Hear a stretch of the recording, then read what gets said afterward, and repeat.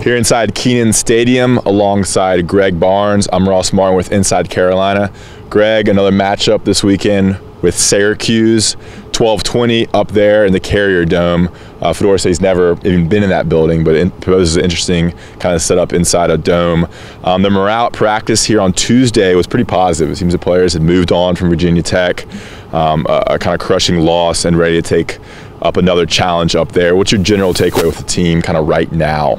Yeah, I thought in terms of the morale, you're right, the players sounded upbeat, but I mean, Chris Kapilvik, he gave a pretty impassioned talk with the media about, hey, they had so many opportunities to win that game. So while you have to be frustrated that you didn't get it done, the fact that you did so many things right, you've got to build off of that. And you just make like you said, we've all said it, if they make 2 or 3 plays in that game, we're talking about 2 or 3 touchdown victory. And in terms of the silver linings, that's what you got to hold on to. Nobody likes the moral victories, especially at this level, but you've got to take those opportunities where you can.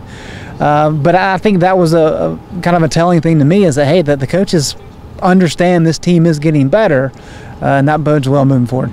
Yeah, just 1 or 2 plays go the other way, and UNC is sitting at 2-1 in the ACC instead of 1-2. They're now 1-4, heading to Syracuse. At quarterback, Cade Fortin started against Virginia Tech. He was injured. Elliott took over in the second half. What's going on at quarterback? And speaking with Elliott today at practice.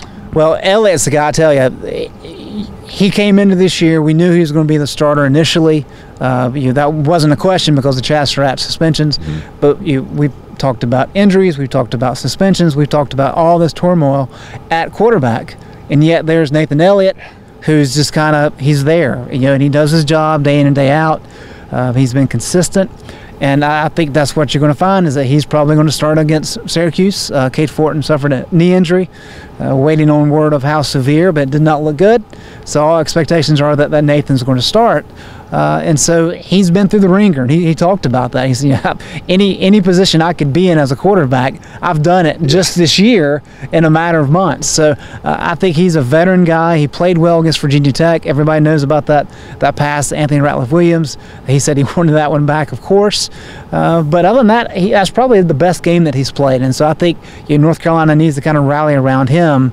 And if he can play clean and make some of those passes, this offense can do some good things. It's such a weird deal with how he got the job last year, and then he started the first 4 games, and Chaz came back, and then he lost the job to Cade Fortin. So it's a weird deal. We're looking at Elliott being the starter against Syracuse. The running game has looked good with Michael Carter and Jordan Brown, Antonio Williams, and Coach Cap talked about that and the success they're having, that it's getting better.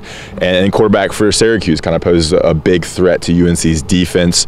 A 4-year starter, we believe, there. Can you speak on what Syracuse has at quarterback? Yeah, well, Eric Dungy, he's a big kid. I think the thing that should worry North Carolina fans is he's the top passing quarterback in terms of running ability in the ACC. You look at Georgia Tech's quarterbacks, and of course they have more rushing yards, but he's next in line. So he has a big arm. He can throw the ball down the field. They average about 80 plays per game, so Dino likes to play that up-tempo style.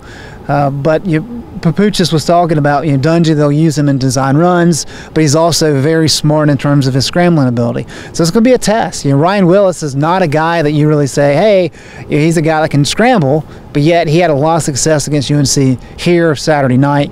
Dungy's going to take advantage of that. And so North Carolina, while they were able to get pressure with their front 4 against Virginia Tech, they've got to do that. But they've also got to keep an eye on Dungy, because if he can beat them with his feet, he will. We know he has a big arm. He has a pretty good passing grade on deep passes. So he's kind of the real deal all around. And I think Dino uses him in that regard. So this is probably going to be the best quarterback that the UNC's seen this year. Yeah, the name of the game is contain, and the UNC linebackers are going to have a big game. For Inside Carolina, I'm Ross Martin alongside Greg Barnes.